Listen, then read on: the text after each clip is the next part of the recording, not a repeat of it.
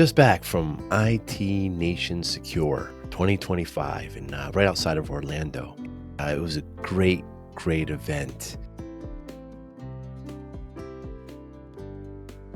Many vendors, many MSPs, just focused on security. The keynote kicked off and there was 4 people up on stage, a panel, and they were from different companies, not just ConnectWise. ConnectWise is trying to make this community, not just what they offer, but with others as well.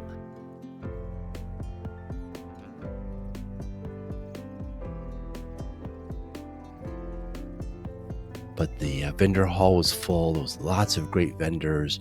I was able to have 16 conversations with great guests right there at the resort. I had great guests, great guests.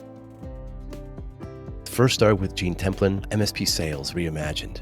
Gene's in the Pitch It program, the new ConnectWise. It's not new, but new for this year. Incubator program. Jamie Williams, my friend from a long time ago, marketing before sales. MSPs, are you listening? Oh, Ricardo from Lumu. Yes, my fellow aviator. I've known Ricardo for a couple of years now, and great conversation. Ricardo. Oh, Rayanne, of course, Rayanne from ABC. The name of the episode is From Cables to Closing. Fascinating backstory to Rayanne and what she does now, also in the Pitch It program. Mike Estep from Blackpoint Cyber. Great story from MSP to vendor now. Blackpoint's a great security company, and it was a great conversation with Mike. Mark Balanov, first time I met Mark, really great conversation. Really enjoyed it. Talking about cyber lessons. David Chernitsky, fascinating background from Russia to Israel to Canada to what he knows about the martial arts and everything he learned from the best people in cybersecurity there in Israel. Great conversation. David, Matt Holland, first time I met Matt, great conversation from Spy Tech to MSP Simplicity. Tanner Cookson, fascinating from great company. MSPs getting paid quickly.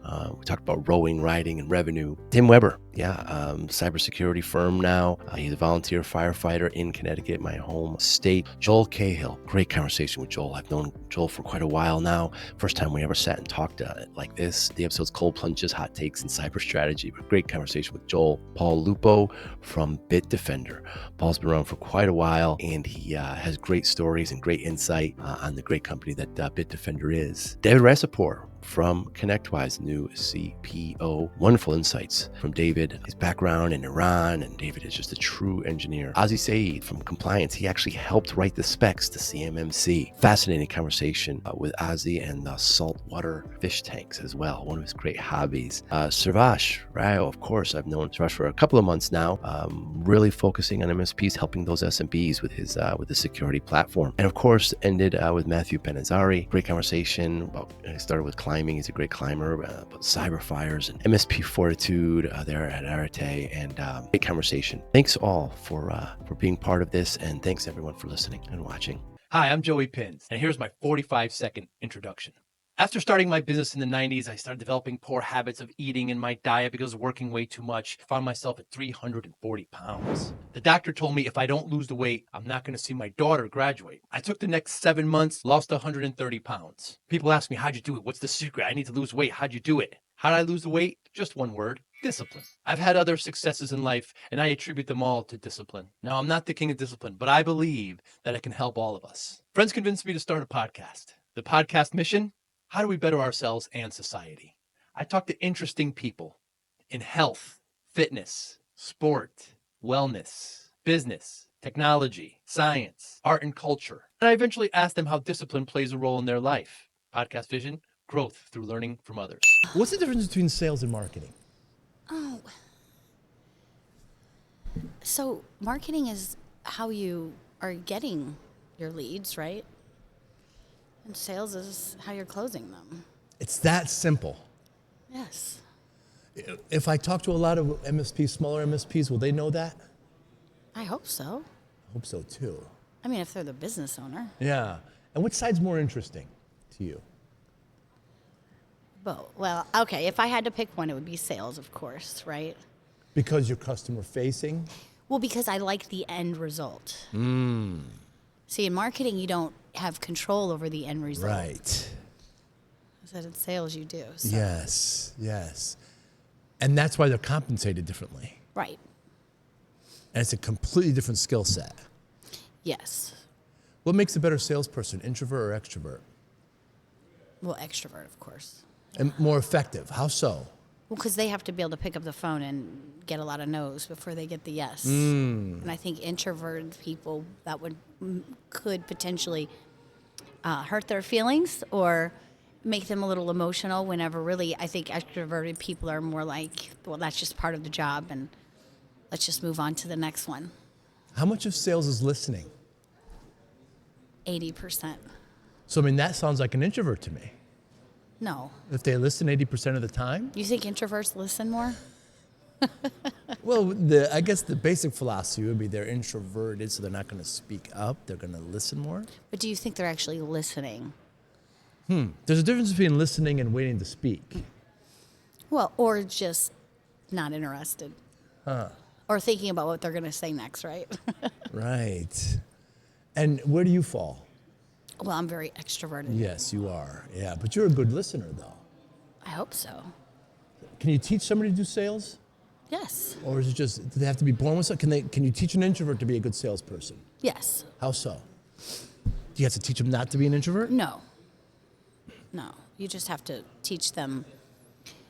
I think they have to mimic being an extrovert, but they don't necessarily have to always be that way. Maybe just in their job. Because I've met people who are extroverted at work and then at home or in their personal life, they're very introverted.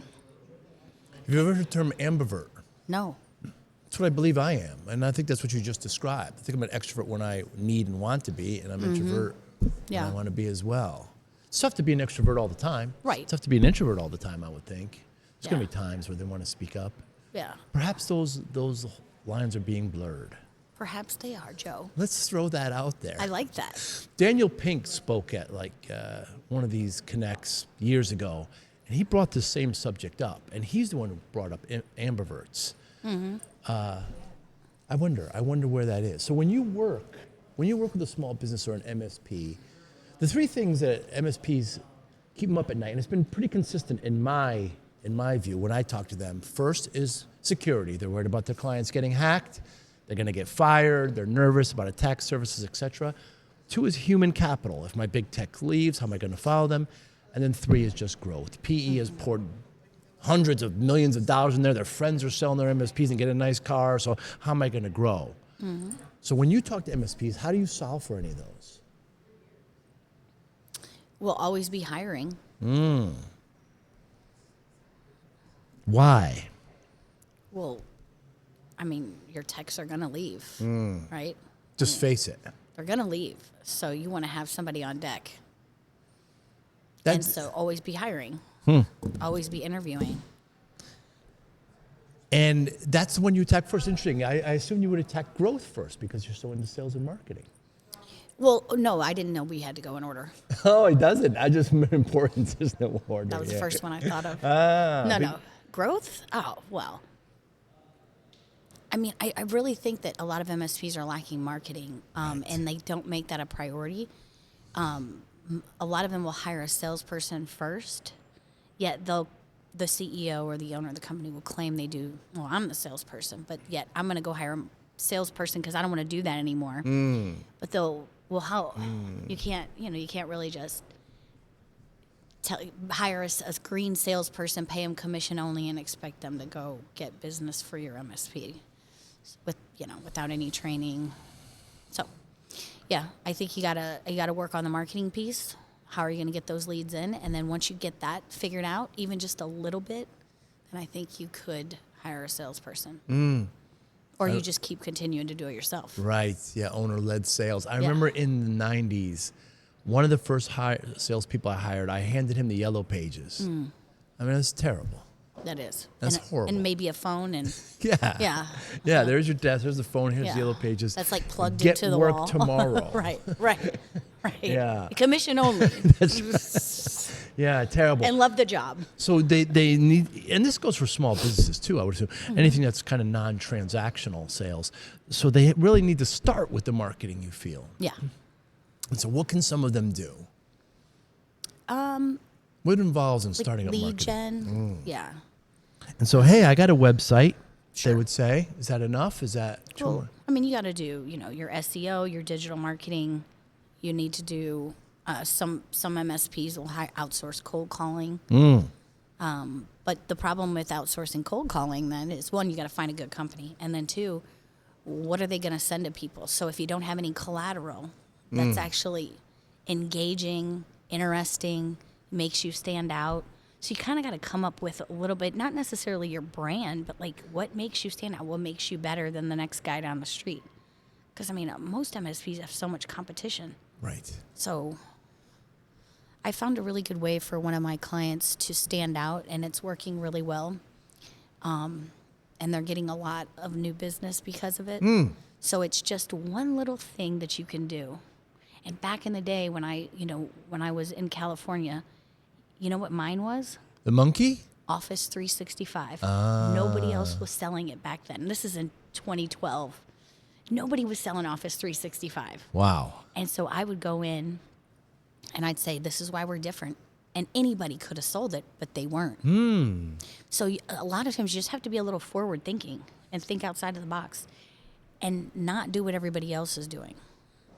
So, and figure out what that what is your niche? What makes you different than the other 5 MSPs in your city or more? And then you can work on your marketing, right? Because then we build the collaterals, and then we build the email campaigns, and then we work on our website design and our, call to actions. But so, yeah, you got to get specific is what you're saying. So when an MSP just says, look, I'll work with anybody. They want to boil the ocean. I mean, how do you convince them that you got to get targeted? I don't necessarily think you need to target a specific vertical. I mean, that's always nice, right? But I think what you need to target is something more than just a vertical, right? Like I said, I was doing Office 365. It could just be a piece of technology, or it could be a solution. So let's say you're going after companies that are compliant, right? So HIPAA, CMMC is big right now. So if you say, okay, that's kind of who I'm going after, well, then put it together a compliance as a service package. You charge for it, right? Don't just give it away, but charge for it. And now you're looking a lot different than any other MSP that's going to go talk to that company that needs to, get compliant in CMMC, which isn't easy. Has AI helped or hurt in this endeavor? Well, I think it's helped. Yeah, I think it's helped a lot. It's made things faster, especially in marketing, right? We don't really need to write emails anymore. Right. Or even collateral. Yeah, you do have to train your AI, right? Because, I just use Copilot just for safety of it, right? Yeah, because some companies have policies that say you can't use AI. Interesting. So if you know that and you understand that, then Copilot is a safe bet. So I've heard. Yeah, we'll find out. So companies, you mean the actual company themselves can't use AI? Explain that. Well, it depends on if you have a company policy that says no way, you cannot put any company data in AI. Oh, interesting. Now there I see are what you're some saying. policies that say you can put company data in AI with permission of your manager or supervisor, right? And then some companies absolutely you are not allowed to use AI, and it's a company policy. I've known you for 15 years, 20 years, and you've always been marketing and sales. Well, sales and marketing. Yeah. Right. Do you still have that passion? Yeah. But I like I said, I like the sales part better, but I think you need the marketing part first. Yeah. So you can't just, they go hand in hand. But I like the outcome of the sales, and I like when my teams actually go out and close business, and they're like, oh, thanks, Jamie. That's why I like it and have stayed in it. That's pretty much my passion is the outcome of it all. Yeah, closing deals. Yeah. And what's different now about sales and marketing than it was when I first met you? So it was. I feel like. Well, I feel like it was a little bit easier, but back then we didn't think it was easier, right? Why was it easier? Well, because people weren't. There wasn't so many MSPs, right? We didn't have so much competition. So if you did something a little bit different, Robin Robbins had her whole marketing thing. So if you got involved in that and you were doing Robin's marketing, you were going to stand out, right? Because she was doing the right things. Right. So really you just kind of had to follow someone in marketing that knew what they were doing. Now, there's so many Robin Robins out there, so many companies to choose from that are saying, no, pick me. And I think MSPs is kind of hard to know where to go, who's the best. Everybody says they're the best, right? And you have so many different CRMs. They do so many things. It's much more complex now. It is. And it's harder to get business because a lot of companies that these MSPs are going after already have an MSP. Right. So back then replacing, they had a break fix company, or they had nothing, or they had their cousin doing it. So now most companies that you want already are using an MSP. So we're here outside of Orlando, IT Nation, secure, big event. What are some of your goals here, Jamie? Well, I want to teach people about compliance as a service. I think that probably is my number one goal, is getting people interested in that, because it is a differentiator. It is, I mean, you can make money, a lot of money, off offering this as a service. And then I want to see people like you, Joe, that I haven't seen in a few years. Sure, it's the highlight, I'm sure. Yeah. So it's a great company, Blacksmith. Yep, I know Blacksmith InfoSec, yep. They're great two founders, had them on the podcast, Yeah. and they're back in Pitch It again this year. Did you know about Pitch It before? I did. Great program. Yeah, from Sean, a few from- years ago. from When Sean Sean. first got into Pitch It, got in putting that together, we were in Miami, and he was telling me about it, so yeah. Yeah, Sean's interesting, and it's a great program. I was one of the judges last year. Really? Yeah, it was fun. Was it fun? Yeah, it was fun. There was 3 finalists, and the winner got. It wasn't 7. like American Idol where you have to tell people they didn't make it to the next No, round. it was I was only judged for the last 3. Okay. So 25 that were there got weeded out before I. Okay. Yeah, but it's a great program, and I think more companies need to do it. Why are they the only ones who have this? ConnectWise? Yeah. Well, because they're the forward-thinking Yeah, I companies. guess. That's why they've grown so much, right? But companies will start doing it. I hope imagine. so. I hope so. Has there been anything in the last month or so, Jamie, that you changed your mind on? Anything I've changed my mind on? That's a good question, Joe. Could be small, big, anything. Business? Anything. I'm going to use AI more to write really funny songs for my friends. And it's been working. They think I am a rap artist. Wait a second. They think do. you're creating these They lyrics. think I'm creating them myself, and I've done it like with 10 different people, and I'm now becoming, like, in my little circle, like a musical genius. Wow. And all I'm doing is putting in the storyline, and AI is writing the song for me. So now I'm like the hit of all my friends. I hope this doesn't out you if they see this. They're not in IT. They're not. That's why they don't know I'm using AI. Oh, I see. Yeah. They don't use AI in any. No. I see. So I see. That's a good. Well, there way you go. to- That's a good idea if you ever want to, get in great. good with your friends. Yeah, I have had it write poems or emails that rhyme, sending to friends and a couple of little clients. But I always preface it, so this is not me. Oh, you do? Yeah, I'm just not that clever when it comes to that. I mean, if it was something serious, of course I might Sure, say, hey, sure, I had a little help with this, but And you mentioned inside things that group would get. oh yeah. Yeah. Because you have to, so in AI, you got to put the storyline in there. So Right, you prompt I'll it. spend, maybe 7 to 10 minutes writing the storyline of Yeah. all the things I want the song to say. And Well, it's there little you funny go. things. And then it just spits out, a chorus, hook, everything. I'm just like, wow. I mean, you can even put music to it if you really Sure. wanted to. This So in yeah. Copilot? No, I use ChatGPT for That's this that. I because see. I pay for ChatGPT, but Right. when I'm doing business, I just use the Copilot. I see. Change your mind on AI. Where's it going? Where do you think? Gosh. I think in the security industry, it's not gonna replace eyes on glass, right? Right. Because I guess AI can be hacked, right? So I Right. mean, real people good need to be point. looking at things, but I think it's gonna replace very administrative tasks and things like that. But it's also kind of scary. It is scary. Scary and exciting at the same time. Right. What motivates you, Jamie Williams? I think I don't necessarily know when I wake up in the morning why I get up, but I think when my alarm goes off, I'm that person that I just jump right up, and I have like a morning schedule, and I get up, get ready, go to the gym, come back, get ready for work, start work, and then. So I have routine. I have a routine, and I'm stuck in that routine, but to me it's a positive thing. Like I like that. I like being in a routine like that, and it makes me feel productive. And I had really good days when I stay on that.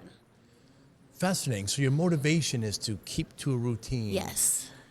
Yes. And when that gets disrupted, like we're traveling now. Yeah, like when I come here, I don't work out this morning, because I'm doing emails and doing podcasts with Joe, So I didn't get my workout in. So yeah, I'll still have a good day. Yeah, you still will. Yeah, I'm sure. Yeah. So given that motivation, Jamie, how do you measure success? Well, how I feel. So how I feel at the end of the day. Like at the end of the day, like did I get everything done? Did I meet all the goals? Did I, call all the clients? Did I call my prospects? Did I do all the things that I needed to do? And then at the end of the day, like when I get in my bed, I'm like, take a deep breath. Okay. Did I walk my dog 3 times today? Is he good? And then, okay, now I can close my eyes. So it's just the feeling of at night that you did, Good for you. that you did something and you were productive. And do you survey yourself often and ask? yeah, so I write my little, I have a workbook that I write in at night before I Pen go to and bed. paper? Yep, pen and paper. And is it a diary format? No. So it's a workbook that I use. I got off, I don't know, but it's just important things to me. And they customized it for me, so it even has my name on it and everything. Yeah. So, and I just write in every night of my, hey, what did you not do today, or what could I have done better? Like, hey, you know what, I could have called my grandma today. Stuff like that. So let's do that tomorrow. Would it be categorized as journaling? Yeah, I'm not actually writing out my day, though. It's just kind of like, I did this, I did that. This was good. This wasn't so good. I could have did better. So I think I told you, but I'm not sure. I started the MSP in the 90s, and I was putting my health in the back seat. I met the doctor, and she tells me I'm 340 pounds. Did I tell you? I don't know if I... I've never seen you that big. Yeah, this is like in the late 90s. Yeah. Oh, okay. So she says to me, if I don't lose this weight, I'm not going to see my daughter graduate. My daughter was just born. Scared the hell out of me. Driving home, punching the steering wheel, this is my pie hole. I did this. So next 6-7 months, lost about 120 pounds. Kept it off. You can't look at it as a finishing line, know. So when I tell people this story, they always say, well, what's your secret? There's no secret. Discipline. That's how I lost it, kept it off. Willpower, routine, focus. How does discipline play a role in your life, Jamie? It's huge, right? So I actually like to listen to podcasts. I like to read and hear how other people are maintaining that discipline, because sometimes I just need a kick in the butt. Yeah. And just like, what are you doing? So I like to listen just to little things that people say that motivate me, and then I try to keep them in my mind. Like I'll give you one. It's like a mantra. Yeah. So one of these rappers or something, he said something really powerful, and I was like, you know what? What is so powerful that Kevin Gates is gonna say? Okay. You know who he is? No. Okay. Look Bill's son? Yeah. No. It's a little joke. His adopted son. So he's talking about sugar, right? And he's like talking about how we crave sugar. Yeah. And it's the pathogens or not, something in the sugar that's making us almost like a drug. Whoa. And it was really inspiring what he said. And ever since I listened to him say that, like 2 weeks ago, I haven't touched sugar. And it's just like every time I could have grabbed that little muffin this morning because I didn't eat breakfast, right? Wait, no. I think about what he said. And I'm like, I'm craving it. And to me, it's discipline to say no to that sugar. So is discipline to you staying uncomfortable? Or getting used to being uncomfortable? Yeah, getting used to being uncomfortable. Yeah. And It's a good place discipline to to be. me is almost like being stronger. Like Like, I feel stronger when I say no to that. Yeah, I fast a lot, you know, and so when I start to feel those kind of hunger pains, I say, good, Yeah. good. It's Good. working. Yeah, it's working. This is what it's supposed to feel like, Yeah. you know? I mean, this idea that we have to be, you know, comfortable and, even when we eat, everything we put in our mouths like a party, you know, it's not the case. It's, you have to kind of develop yourself that way. Yeah. Very interesting. Have you always had this view on discipline? Yes. Huh. Yeah. So I've always been the person that's up at 5 a.m., you know, hitting the gym, doing what I need to do in the morning. You know, my mornings are, I mean, like by the time it's 9 o'clock in the morning, I have over 10,000 steps. Wow. Yeah. Wow. Is it that wow? Because I don't know 10,000. how many normal people have. This event, I bet you, without doing any extra walking, I bet you will be about, well, Las Vegas is more. I usually do about 15 or 20,000 in Vegas, but that's a lot of extra walking. And that's just not doing anything. So if you're doing that before 9, that's incredible. Yeah. So I motivate my friends to like come with me and to the Arch. You know, I live in St. Louis. Yes. So walk to the Arch, and then we do the stairs, run up and down the stairs for Whoa. 25, 30 minutes, right? And then walk back. And so that's a cardio workout for me. And so I tell my friends, I said, do you know how many people have 10,000 steps by 9 a.m.? Less than 1%. Wow. I was like, you're a 1%. Like, you're 1% of the population that is doing that. Congratulations. And when I say that to people, it really motivates them. And you'll be surprised how many more times they come with me to do the stairs. Is this the same group you have the rap songs to? Some of them, yeah. That's very cool. Yeah. So, And then when they don't come, I say, oh, guess what? You're not part of the 1%. And I'm going to write you a song about it. to motivate you. Yeah. Are you doing CrossFit? No. No, it's just your own kind of. Yeah, and my own cardio, and then I go to the gym and do like strength training and weights, stuff like that. Yeah. Yeah. Yeah, it's important. Yeah. Yeah, it's important. So when's the Especially last for time you women. had sugar? Well, it's been 2 weeks. Wow. Since I heard Kevin Gates say that it's a discipline. Wow. Very cool. I'm gonna send you that, by the way. Yeah, a please little. do. He was on a podcast when he said it too. Yeah. Well, there's 5 million of them now. So. Yeah. Yeah. I thank you so much for your time. Jimmy, anybody listening, watching, that want to get in touch with you, how can they do so?